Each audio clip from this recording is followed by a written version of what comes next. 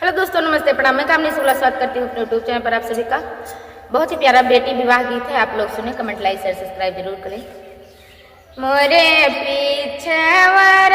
वाले वंगिया कई बिरवा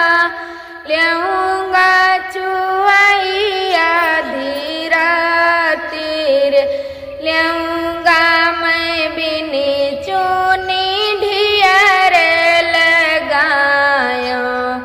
लादी चल हैं बन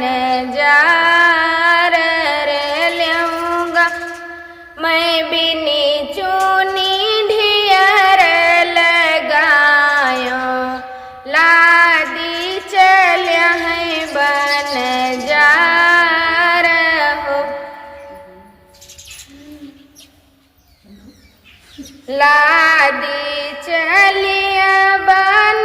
जरवा बेटुआ लादी चलिया है पियवा हमार रे एक छीनी घोड़ावा रुकावा बन जरवा हमहू चलब तोहरे साथ रे एक छीनी घोड़ावा